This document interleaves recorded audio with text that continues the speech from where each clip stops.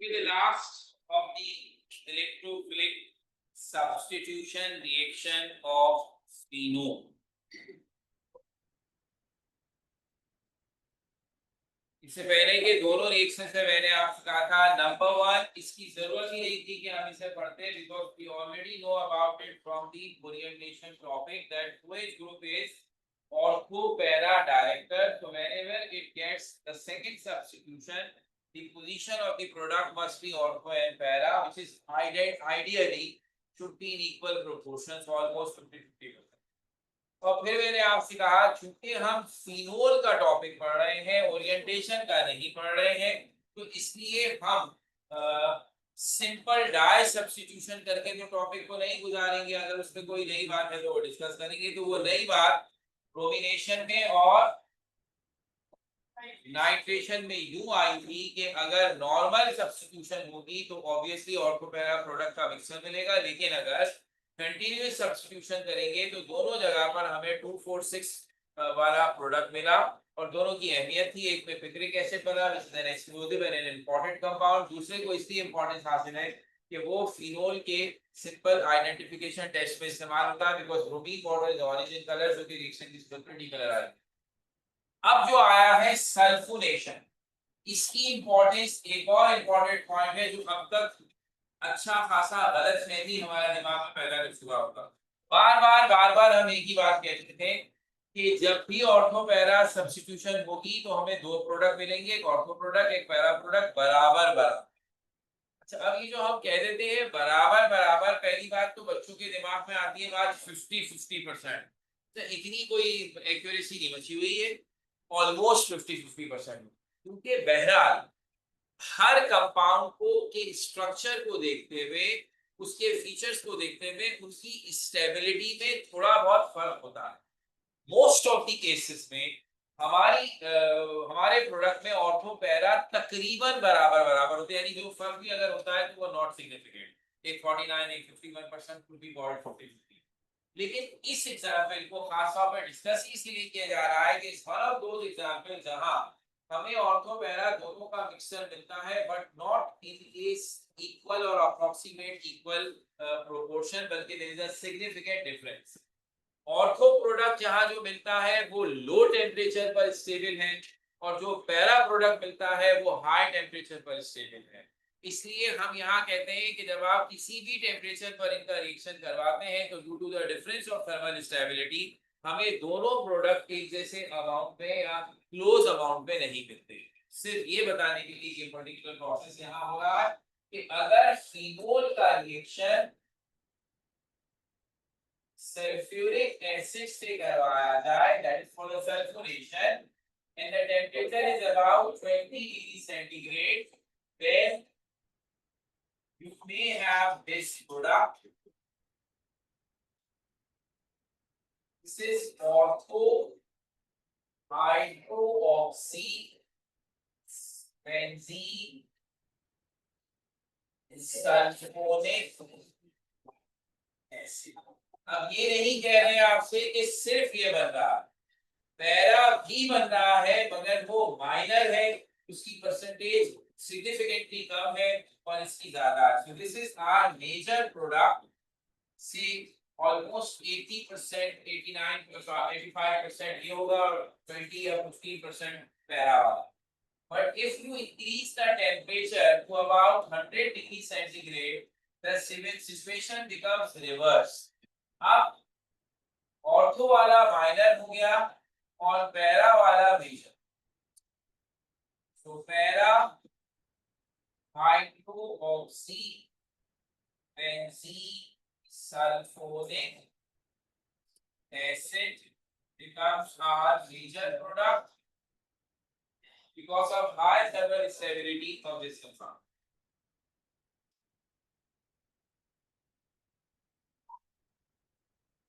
तो आपने फिनोल में इलेक्ट्रोफिलिक सब्स्टिट्यूशन की 3 एग्जांपल्स देखी है। चौथा इसका एक स्पेशल रिएक्शन है, which is oxidation।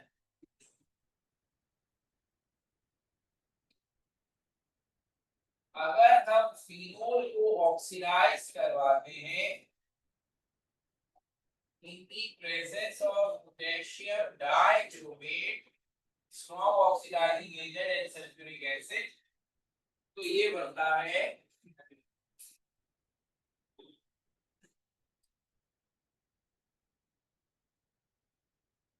हेक्सोक्यूनॉल।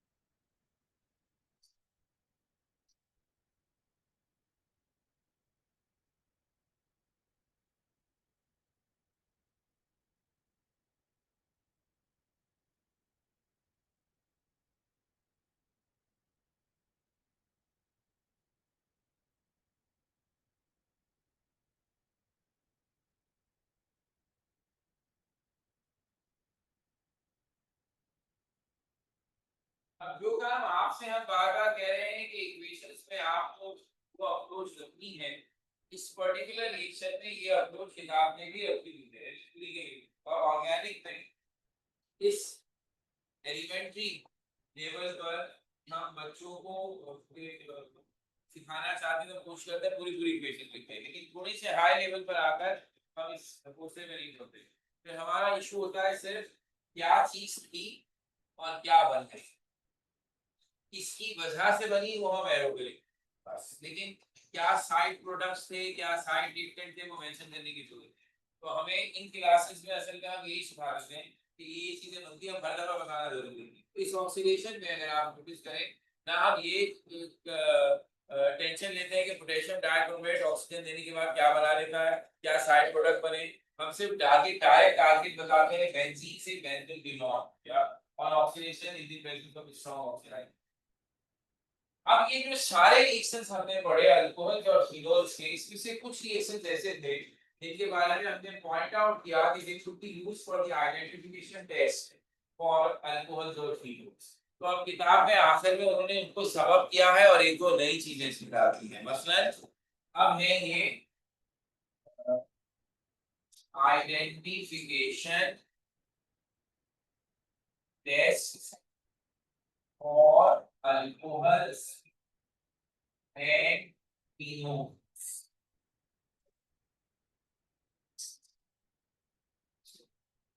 तो अल्कोहल्स के लिए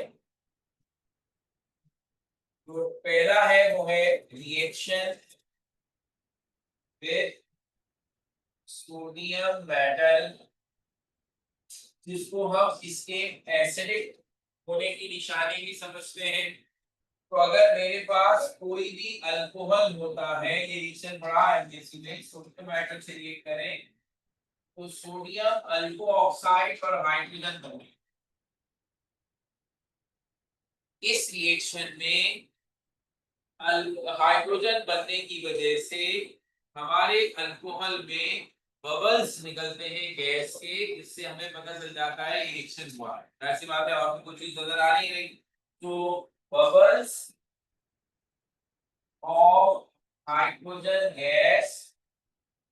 अब ये रिएक्शन बेसिकली अल्कोहल्स में भी काम आता है, फिनोल्स में भी काम आता है। You can not take this one as a distinguish between alcohol and phenol, क्योंकि हमने फिनोल में भी ये रिएक्शन पढ़ा था।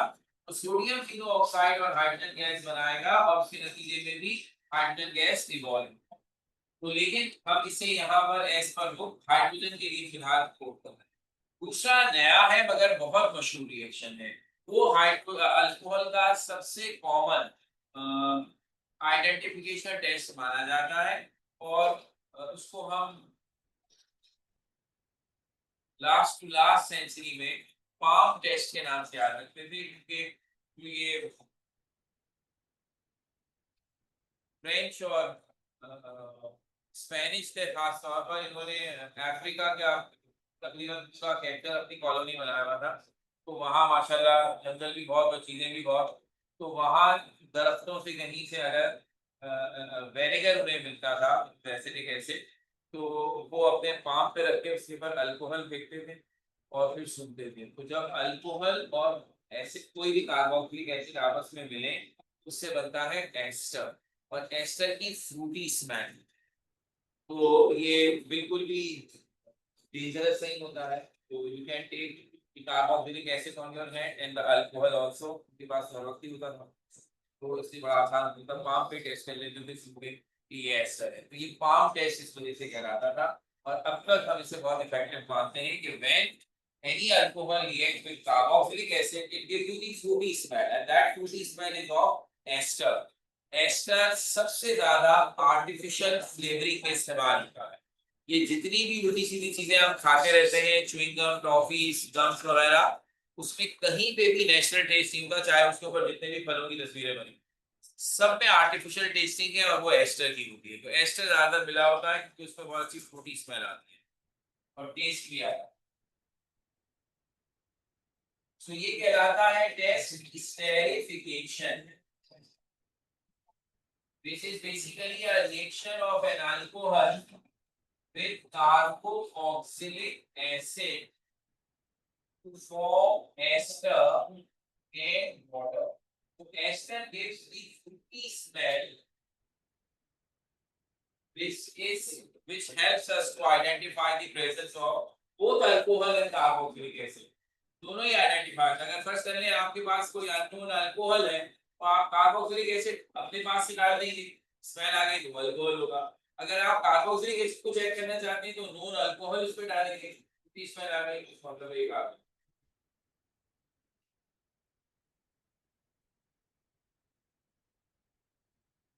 फिनोल्स के लिए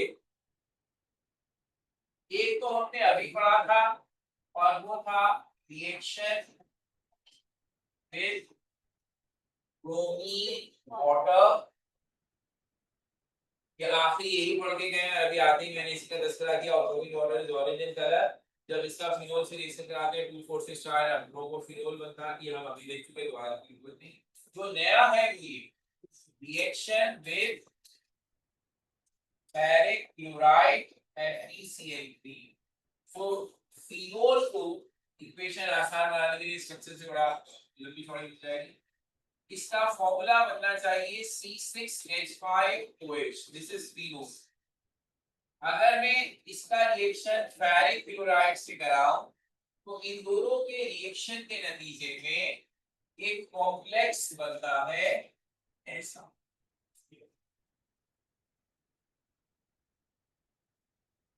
इसको हम कहते हैं फेरिक फिनो ऑक्साइड कॉम्प्लेक्स। और इसका वॉयलेट या पर्पल कलर होता है। इस कलर का कॉम्प्लेक्स बनेगा, सबको नजर आएगा। फेरिक क्लोराइड का लाइट ब्राउन कलर का सॉल्यूशन है, फिनोल का लिक्विड पे ट्रांसपेरेंट कलर है। दोनों के मिलने से अगर वॉयलेट या पर्पल कलर बन जाएगा तो उसका मतलब है ये फिनोल था जिसका ये particular complex.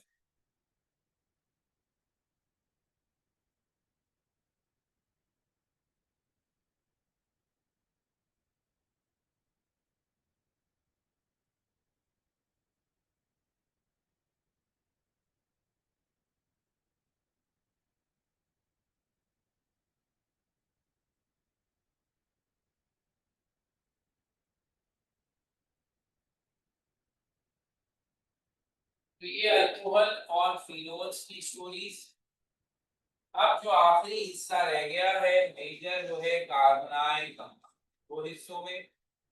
Carbonyl compound 1 aldehyde ketones, carbonyl compound 2 carboxylic acid and aldehyde. जब खत्म हो जाए तो गिनिएगा कि अगर अल्कोहल फिनोल तक मुझे सब आता हो तो इस दो टॉपिक में मुझे टोटल कितने रिएक्शंस नए पढ़ने पड़े, चाहे 4 या 5, इतना रिपीटिंग इसका है।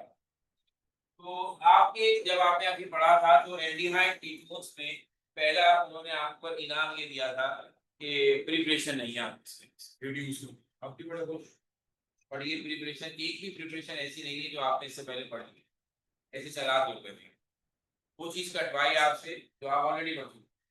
सारी प्रिपरेशन एल्डिहाइड कीटोन्स की हम ऑलरेडी पढ़कर आ रहे हैं, एक भी प्रिपरेशन नहीं है। इसका मतलब अगर हम कोई फॉर्मूला लगा दें रिड्यूस लेवल एल्डिहाइड कीटोन की प्रिपरेशन नहीं पढ़ी तो भी आपने पढ़ी।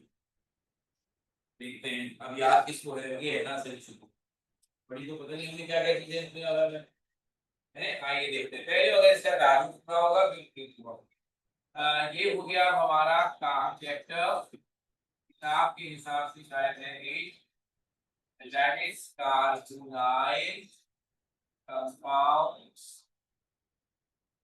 1, और इसमें है एल्डिहाइड्स एंड कीटोन। और एल्डिहाइड में भी कार्बोनाइल कंपाउंड है, कार्बोनाइल ग्रुप है, दैट इज दिस, ये कहलाता है कार्बोनाइल।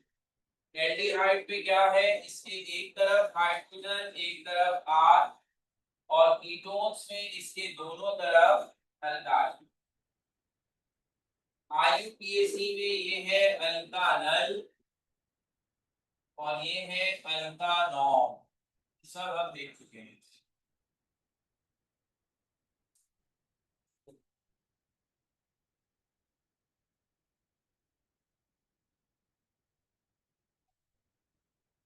दोनों के लिए एल्डिहाइड कीटोन दोनों के लिए स्ट्रक्चर सबसे है।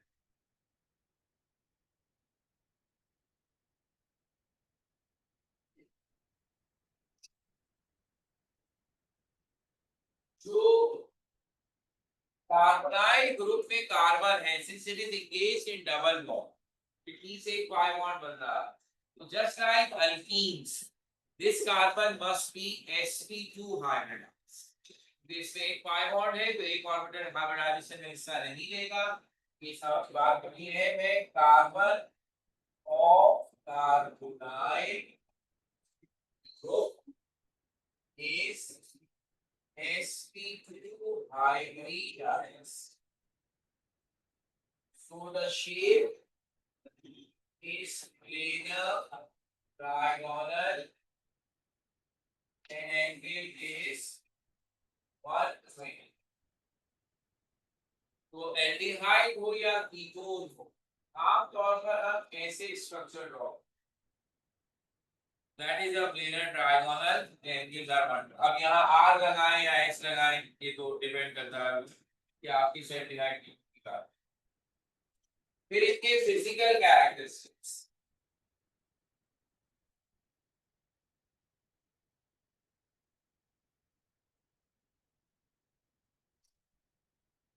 जो एल्डिहाइड में पहले दो मेंबर है इथेनॉल और इथेनॉल, वो गैस है। 3 कार्बन से ऑनवर्ड जो है वो लिक्विड है, मतलब एल्डी कीटोन तो शुरू ही लिक्विड से होगा, तो उसका पहला मेंबर एसीटोन लिक्विड है। तो 20 या उससे ज्यादा कार्बन वाले एल्डिहाइड कीटोन सॉलिड, तो इस हिसाब से कहानी बन गई ethanol ethanol are gases C3 to C19, all aldehydes and ketones are liquids. C20 to convert salt.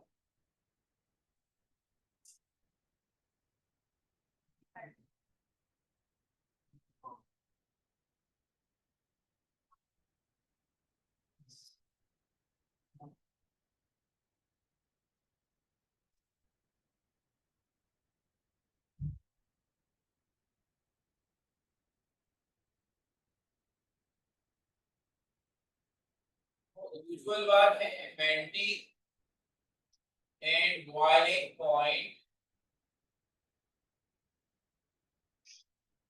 increases with increase in carbon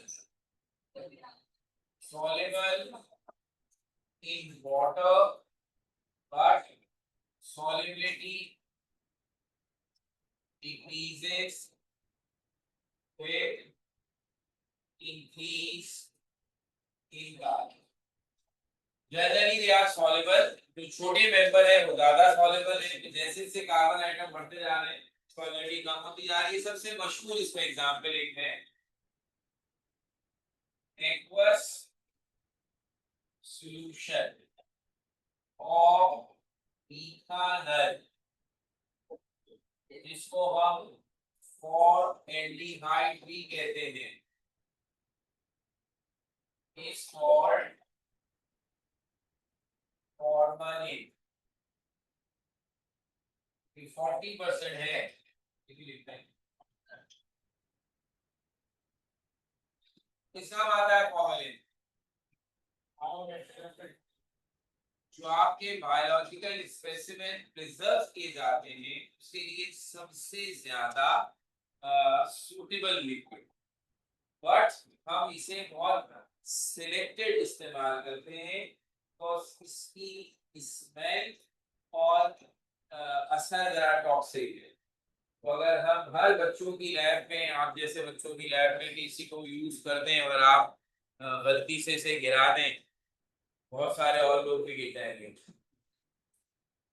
तो इसका इस्तेमाल ज्यादातर करते हैं हम तब जब हम कोई ऐसे स्पेसिमेन को प्रिजर्व करना चाहें जिसका दोबारा मिलना बड़ा मुश्किल, जरा नायाब किस्म की जो बड़ी मुश्किलों से मिलते हैं, उनको हम इसमें डालते हैं। अब जो मेंढक के चार सिस्टम 9 से पढ़ते हुए आ रहे हैं, तो हर मेंढक में से निकाल लूं तो वो हम नमक वाले पानी में डालते हैं, वो साल भर बाद खराब भी हो जाएंगे तो टेंशन नहीं, मेंढक बहुत। तो हर एक को इसमें नहीं रखते क्योंकि इधर कीमती वाला खुद भी महंगा है और खतरनाक भी है। तो जहां इसके बगैर काम चल रहा है, नमक वाला पानी का बॉटल टूट भी गई तो कौन सा फर्क पड़ता है? लेकिन इससे जरा खतरा होगा। तो ये used to preserve living specimen। अब आ जाए अपने काम पर, preparation of both aldehyde ketone. आपको एक चीज रियलाइज करनी, टेक्निकली ये बड़ा इंपॉर्टेंट फर्क है, difference of the aldehyde and ketone. Technically दोनों का फंक्शनल ग्रुप से व्हाई टू डिफरेंट। तो हमने कहा ये बात कि एक में दोनों तरफ अल्काइल ग्रुप है और दूसरे में एक तरफ, इससे बहुत सी केमिकल प्रॉपर्टीज डिस्टर्ब होती है जो हम आगे बताने जा रहे हैं। दैट्स व्हाई बजाय इसके कि हम यूं कहते कि ये एक ही फैमिली है और दो अलग अलग किस्म की खूबियां दिखा रही है खस्ते पुलिस, तो हमने इन्हें दो अलग अलग बना दिया with quite similar characteristic as well as different. तो सबसे इंपॉर्टेंट बात है, सारे मेथड ऑफ प्रिपरेशन जो हम पढ़ेंगे for both aldehyde and ketone it's same. सिर्फ अकलमंदी के साथ रिएक्टेंट को चेंज करते जाएं तो हम अपनी पसंद का एल्डिहाइड और कीटोन बनाएंगे। मैंने आपसे कहा सारे तरीके पढ़े हुए हैं, कराया ना यार। अल्कीन से कैसे बना दूं एल्डिहाइड कीटोन?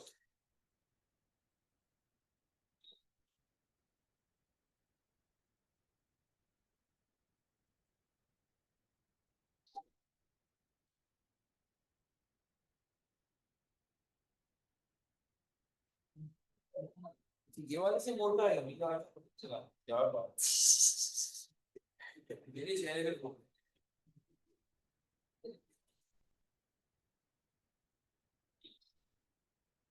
अच्छा आप बताइए, एल्कीन में कौन सा तरीका आपने पढ़ा था जिसमें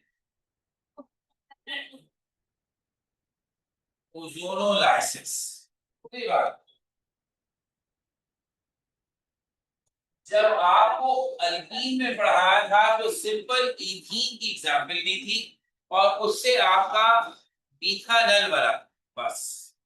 अब चूंकि टास्क है सिर्फ एल्डिहाइड नहीं कीटोन भी बनाना है, इसलिए अब देखिए कैसे वही रिएक्शन हर जगह इस्तेमाल होता है। सबसे पहले if I use simple ethene, ना वो दो कार्बन जिनके बीच में डबल बॉन्ड है उसके साथ जो चीजें लगी हुई हैं वो बहुत अहम है। अगर वो सिर्फ हाइड्रोजन है तो क्या होगा, कुछ और है तो क्या होगा। तो अगर मैं ओजोनोलाइसिस करूंगा तो ये हमें याद है कि O3 ओजोन का फॉर्मूला है और उसमें पहला एक अनस्टेबल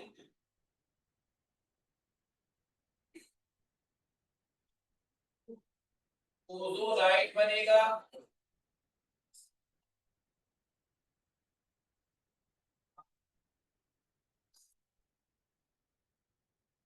अब आप देखिए हमारी तरीका है कार, डबल बॉन्ड खत्म, और अब उस डबल बॉन्ड की जगह दोनों कार्बन ऑक्सीजन ब्रिज के जरिए जुड़े हुए हैं, पर दो नीचे गए, तीन ऑक्सीजन थे। और जो चीजें कार्बन के साथ हाइड्रोजन के तौर पर लगी थी वो एसिडिक होती है। उसके बाद हम कहते हैं कि इसका रिएक्शन आप करवाएंगे जिंक के साथ, तो zinc will take up one of the oxygen, तीन है ना, उससे एक ले जाएगा और बना देगा जिंक ऑक्साइड। तो इधर क्या फर्क पड़ेगा, ये दोनों बीच में से टूटेंगे, एक कार्बन ऐसा दूसरा भी, तो सबसे ये वाला ऑक्सीजन जिंक ले गया तो बनाया जिंक ऑक्साइड। तो फिर इस ऑक्सीजन से इसने कार्बोनाइल ग्रुप बनाया, इस ऑक्सीजन से इसने कार्बोनाइल ग्रुप बनाया, और दोनों हाइड्रोजन जैसे थे वैसे ही रहे। तो जब कार्बोनाइल ग्रुप के दोनों तरफ हाइड्रोजन होगा तो this should be called methanol. So I got 2 moles of methanol.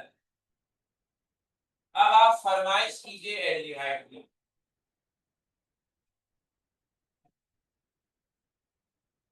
हम बनाना चाहते हैं इथाइल। अच्छा, दो बन रहे, दोनों सेम भी हो सकते हैं, दोनों डिफरेंट भी हो सकते हैं, ये ऑल डिपेंड कि हम कौन सा अल्कीन इस्तेमाल करें। तो चले, हमारी फरमाइश हो गई कि हम एक इथानल बनाना चाहते हैं और एक मिथानल ही रहने देते हैं।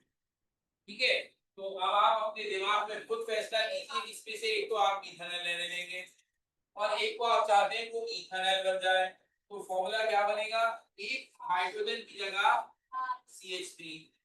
ये हाइड्रोजन कहाँ से आया है, यहाँ से आया है, तो यहाँ CH3 लगा दें। तो इसका मतलब है जो अल्कीन अब मैं इस्तेमाल करूंगा वो अल्कीन ऐसा होना चाहिए। स्ट्रक्चर के लिहाज से इसका नाम है प्रोटीन। अब इस इंटरमीडिएट प्रोडक्ट की फॉर्मेलिटीज में पढ़ने के बजाय डायरेक्ट प्रोडक्ट में पूरा प्रोसेस हुआ है। तो ये यहां से टूटा, ये वाला बनेगा सिंपल मिथानल, ये इसके दोनों तरफ हाइड्रोजन है। ये वाला बनेगा इथानल क्योंकि इसके एक तरफ CH, तो ये बन गया इथानल और ये बन गया। अगर फर्स्ट कीजिए मैं इधर भी CH3 लगा देता, इधर भी CH3 लगा देता, तो फिर मुझे 2 मोल्स ऑफ इथानल। ठीक है, अब फैसला कीजिए, मुझे बनाना है propanol acetone, the first member of ketone, जिसमें दोनों तरफ CH3 होता है। तो आपके दिमाग में क्या आएगी बात, सर ये दोनों CH3, तो ये वाला कीटोन बन जाएगा। अगर इधर भी दोनों तरफ CH3 कर देंगे तो उधर भी कीटोन बन जाएगा। इसका मतलब है if I need form 2 moles of ketone that is propanol, तो जो सूटेबल इथीन मुझे इस्तेमाल करना है वो होना चाहिए ऐसा।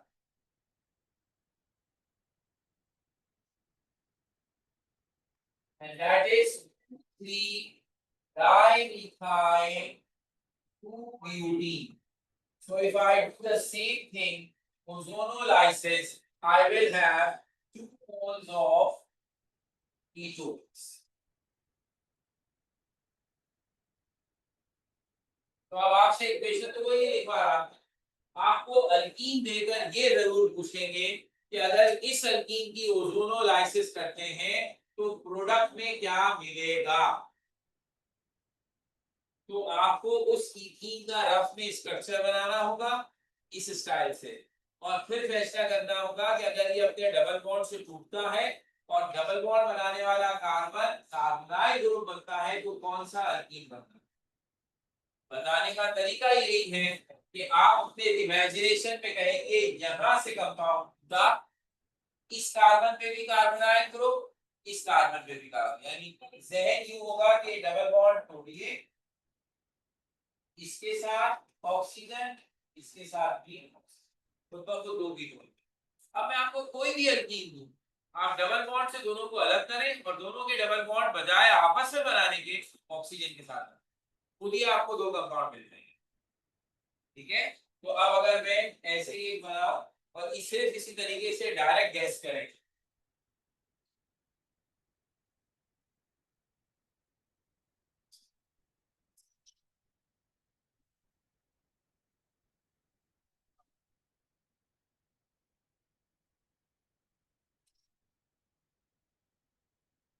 द प्रोडक्ट विच भी होना है, आपके काम होगा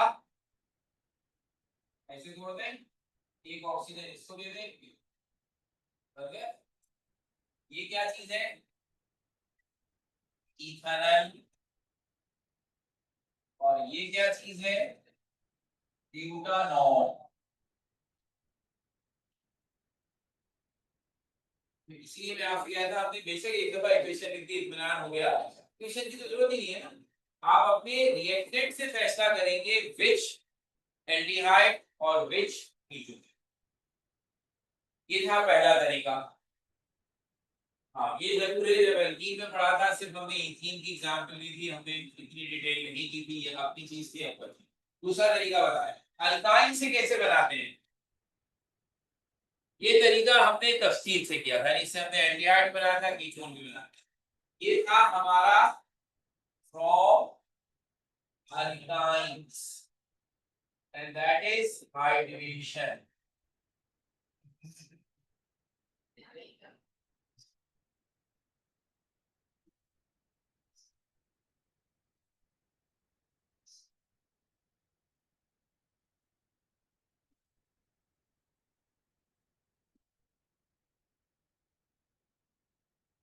तो अब आपको याद आता है कि इथाइन का पहला मेंबर है, अल्काइंस का पहला मेंबर है इथाइन, उसका रिएक्शन वाटर से खास बात थी कि हम इधर मर्क्यूरिक सल्फेट और सल्फ्यूरिक एसिड को एज ए कैटलिस्ट इस्तेमाल करते हैं, थोड़ा सा यूज करते हैं।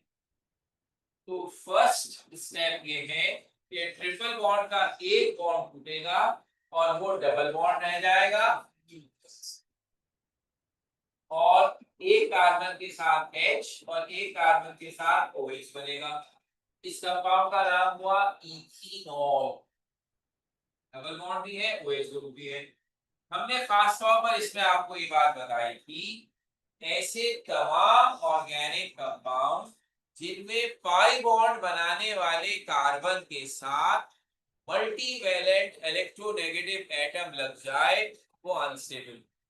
अभी जो मुश्किल समझने लग गया, मल्टीवैलेंट इलेक्ट्रोनेगेटिव दो एलिमेंट इसकी एग्जांपल में आते हैं, नाइट्रोजन और ऑक्सीजन। नाइट्रोजन की वैलेंसी 3, ऑक्सीजन की वैलेंसी 2, और दोनों हाईली इलेक्ट्रोनेगेटिव एलिमेंट्स वाले। हैलोजन नहीं आ सकते क्योंकि उनकी वैलेंसी, इसका मतलब है नाइट्रोजन हमने पढ़ना ही नहीं है। तो हमारे लिए कंसर्न ये हो गया कि अगर डबल बॉन्ड वाला कार्बन OH ग्रुप के साथ लगा हुआ हो तो इस कंपाउंड की स्टेबिलिटी मशरूम है, ये ज्यादा देर एग्जिस्ट नहीं करता। क्यों नहीं करता, क्योंकि जब oxygen electronegative oxygen try to attract the pi electrons between carbon, तो ये पाई इलेक्ट्रॉन्स ऑक्सीजन और कार्बन के बीच में जाकर कार्बन ऑक्सीजन डबल बॉन्ड बनाते हैं, और ऑक्सीजन अपने इस हाइड्रोजन को इस कार्बन के हवाले करता है ताकि उसकी वैलेंसी।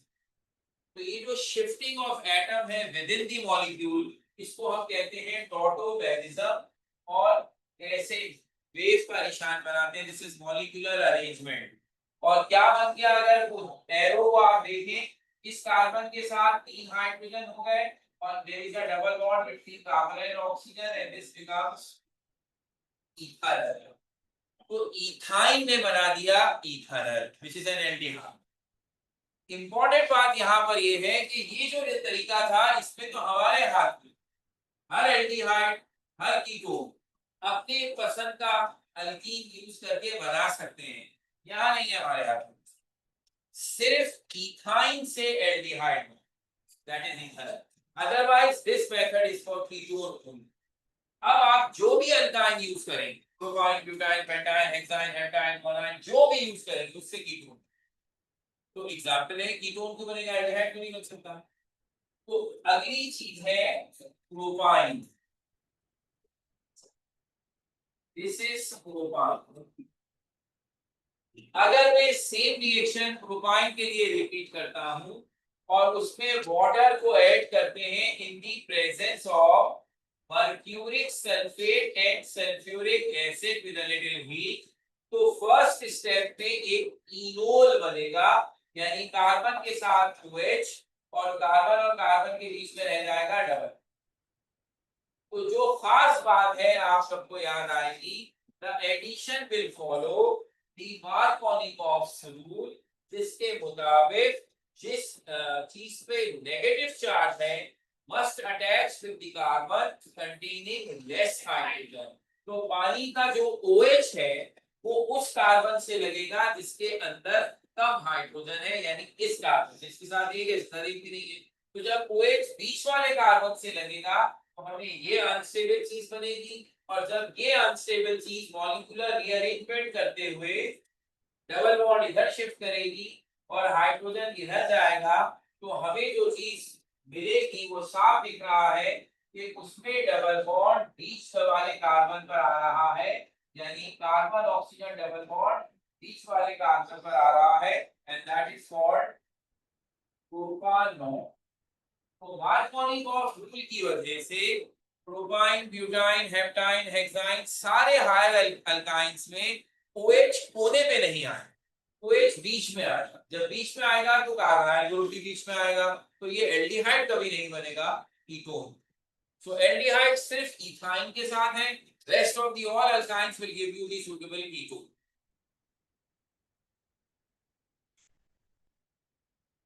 एल्डिहाइड कीटोन बनाने का अगला तरीका जो हमने पढ़ा था is from alcohols।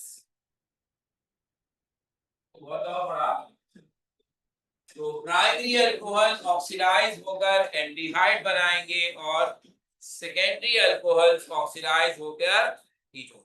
मैंने आपसे खास तौर पर कहा था कि variety of oxidising agents could be used here. सबसे कॉमन आसान है potassium dichromate with concentrated sulfuric acid, which is the strong oxidizing agent, will oxidize all aldehydes and ketones।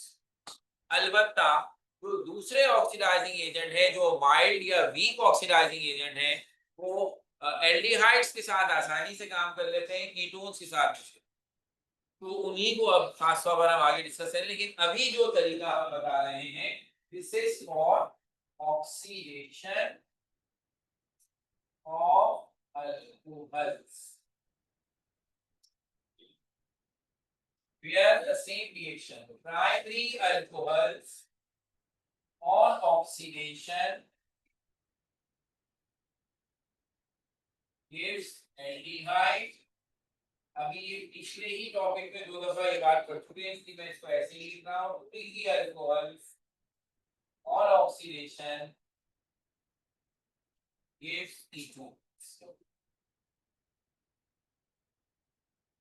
और 3 alcohols cannot be oxidized। जो बात जिसकी वजह से यहाँ बताना जरूरी है वो ये है कि बुक ने इस जगह पर एक नया ऑक्सीडाइजिंग एजेंट कोट किया है जो पूरी किताब में और कहीं नहीं किया, वरना तो वही है पोटेशियम डाइक्रोमेट है, और वो है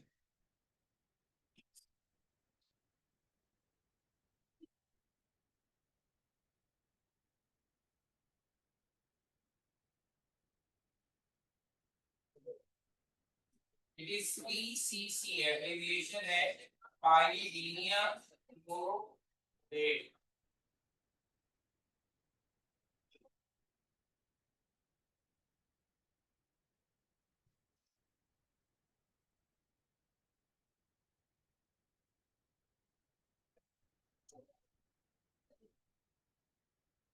अब आखिरी तरीका किसी पर्टिकुलर एल्डिहाइड को बनाने का फ्रॉम बेंजीन। बेंजीन के कौन से रिएक्शन से आप टेक्निकली एरोमेटिक एल्डिहाइड या एरोमेटिक कीटोन बनाएंगे, यूं कह रहे एरोमेटिक अल्काइल को किससे बनाएंगे, कौन सा था 5 रिएक्शन पढ़े थे, halogenation, alkylation, acylation, nitration, sulphonation. Should be acylation. कि असाइलेशन का जो असाइल ग्रुप है it already contains carbonyl group. तो जो आपने असाइलेशन पढ़ी थी दैट वाज द मेथड कि अगर बेंजीन असाइल हैलाइड से रिएक्शन करे in the presence of ferric halide or aluminium halide, it gonna give acyl benzene.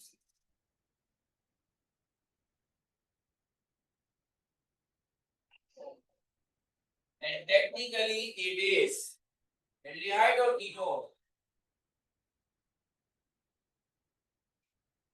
This should be ketone because the carbonyl group already contains a genuine alkyl group at one side, and on the other side there is a benzene ring which is considered as aryl group.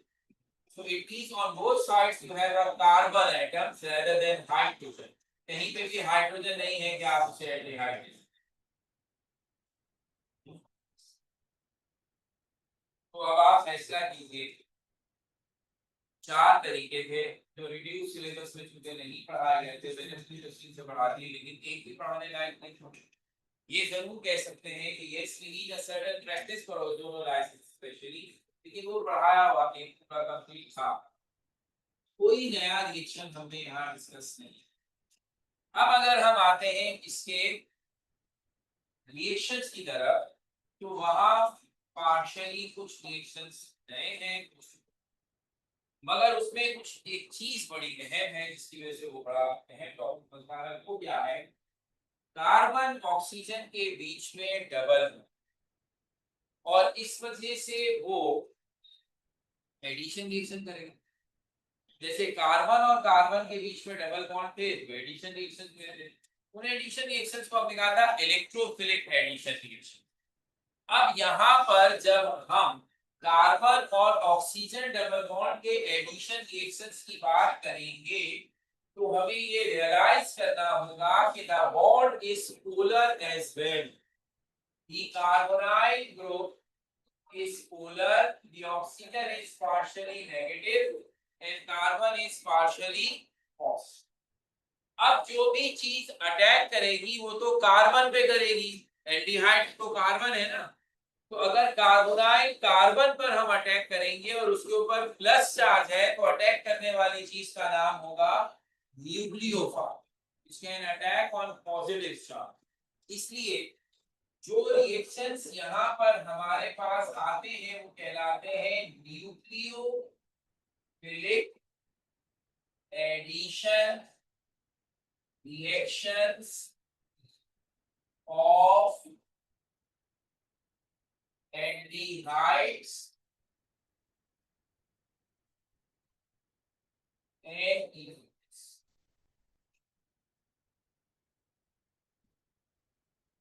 एक overall आसान सा general reaction ये है कि any carbonyl group. अब ऐसे लिखने का फायदा है कि this notation can represent aldehyde as well as ketone. अब जो भी रिजल्ट निकलेगा, आप अगर यहाँ एक तरफ हाइड्रोजन लगा दें और एक तरफ R, तो वो एल्डिहाइड के लिए हो जाएगा. दोनों तरफ R लगा दें तो वो कीटोन के लिए हो जाएगा. लेकिन चूंकि इसके अलावा कोई फर्क नहीं है, इसलिए हम इसे दोनों के लिए अच्छी रिप्रेजेंटेशन मान सकते हैं. सपोज हम इसमें किसी ऐसे कंपाउंड को ऐड करें which can be decomposed or broken down as electrophile and nucleophile. So technically the attack is initiated by a nucleophile, और nucleophile का चार्ज नेगेटिव है, electrophile का पॉजिटिव है. Oxygen here is partially negative and carbon here is partially positive. तो nucleophile जाकर के लगेगा carbon के साथ और electrophile जाकर के लगेगा ऑक्सीजन के साथ. तो जो प्रोडक्ट हमें मिलेगा वो ऐसा.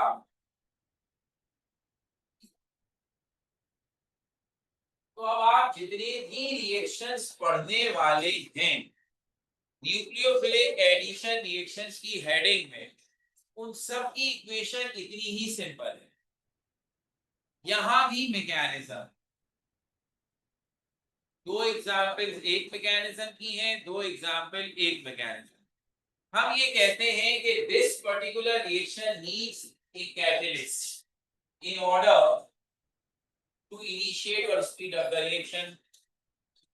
तो जब आप कैटलिस्ट यूज करेंगे तो दो तरह के catalyst for different types of nucleophile, एक एसिड कैटलिस्ट है और एक बेस कैटलिस्ट। तो रिएक्शन की दो टाइप्स बन गई, acid catalysed nucleophilic addition reactions, base catalysed nucleophilic addition. Acid catalysed तब इस्तेमाल होगा जब आप किसी वीक न्यूक्लियोफाइल को इंट्रोड्यूस करना चाहते। वीक न्यूक्लियोफाइल में खुद ये एबिलिटी नहीं है कि वो इस कार्बन पर अटैक करके इसका ऑक्सीजन से बॉन्ड तोड़ पाए, तो हम एक एसिड की मदद लेते हैं कि बेटा तुम आओ और तुम इस ऑक्सीजन से जुड़ जाओ, तो खुद ही बॉन्ड टूट जाएगा। जब बॉन्ड टूट जाएगा न्यूक्लियोफाइल तैयार पड़ा होगा कि वो इस कार्बन पर अटैक। तो जहां न्यूक्लियोफाइल वीक है वहां एसिड कैटलाइज्ड रिएक्शन होते हैं, जहां न्यूक्लियोफाइल स्ट्रॉन्ग है वहां बेस कैटलाइज्ड। हमें दोनों में दो दो एग्जाम्पल पढ़ी और ये दो दो एग्जाम्पल में से तीन ऐसी रिएक्शन है जो आपने पहले नहीं पढ़े हुए, एक ऐसा है जो पढ़ा। तो पहला काम acid catalysed nucleophilic addition reactions.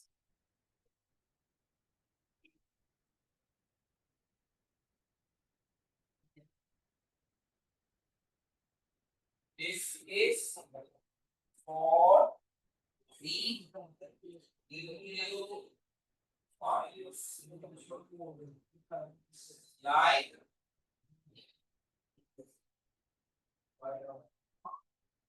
hydroxyl amine and hydrazine.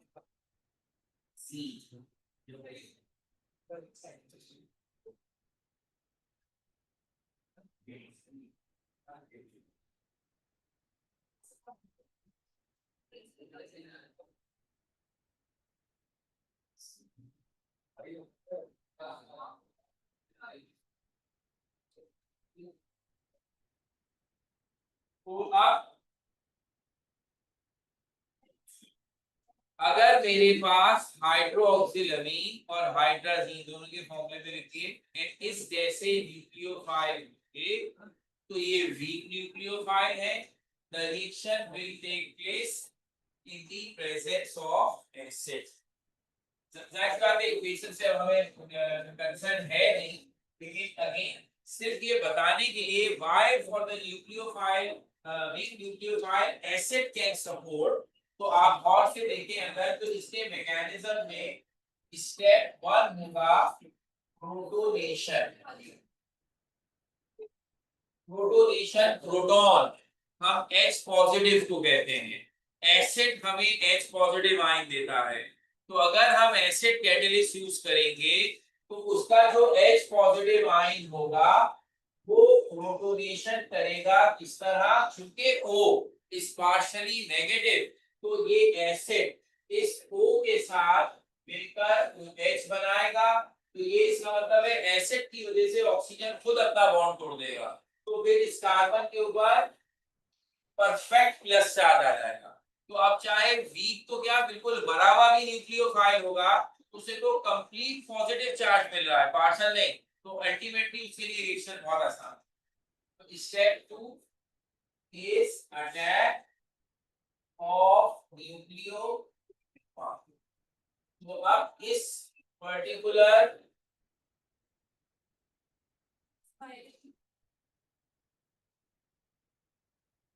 Step में ये चीज पूरा हमारा एडिशन करोगे।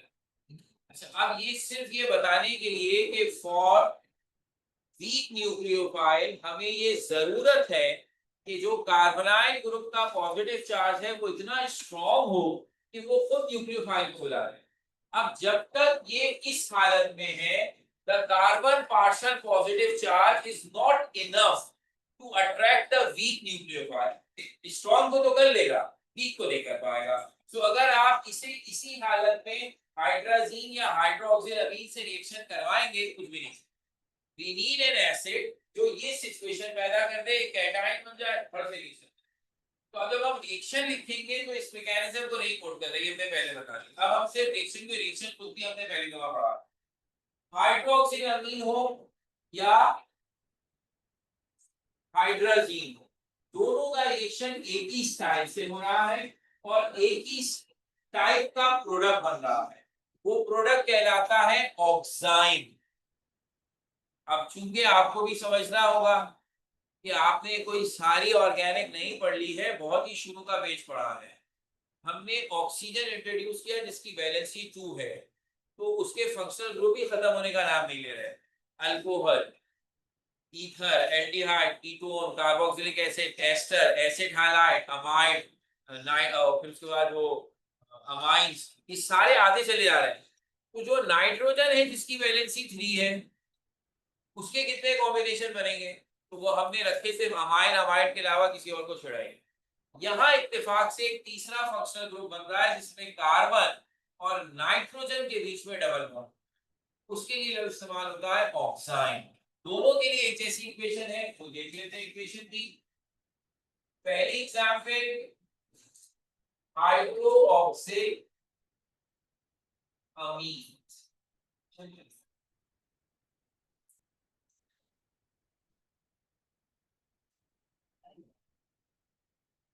अब टेक्निकली आप इन दोनों में देखें, मैंने एक जैसा कह रहा हूं, तो इन दोनों के फॉर्मूले में क्या कॉमन है, NH2। इसका मतलब है रिएक्शन NH2 ने करना है, वरना मैंने एक जैसा तो नहीं कहता ना। तो इसके बाद दो NH2 है, एक NH2 रिएक्शन करेगा तो सिर्फ शक्ल देखेगा, और इसमें जो OH है उसने कुछ नहीं करना, जो भी करना है NH2 में मौजूद एक हाइड्रोजन ने करना है। तो ये है नेगेटिव, ये है पॉजिटिव, ये है पॉजिटिव और ये है नेगेटिव। तो प्रश्न करेंगे क्या होना चाहिए, this H will combine with O and the rest of NH2H will combine with carbon, तो ये चीज बनेगी।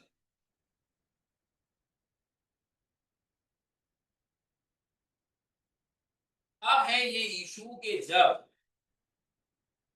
कार्बन जिसके साथ OH ग्रुप लगा है वो एक हाईली इलेक्ट्रोनेगेटिव एटम से लग जाए, तो इसका मतलब क्या हुआ, ये वाला हाइड्रोजन एसिडिक होगा क्योंकि ये नाइट्रोजन से लगा हुआ है। तो ये दोनों आपस में मिलकर क्या बना सकते हैं, वाटर। तो ये कंपाउंड स्टेबल नहीं होगा, फौरन हाइड्रो डिहाइड्रेशन करता है और उसके नतीजे में there comes the double bond between carbon and nitrogen. ये कंपाउंड कहलाता है ऑक्साइन।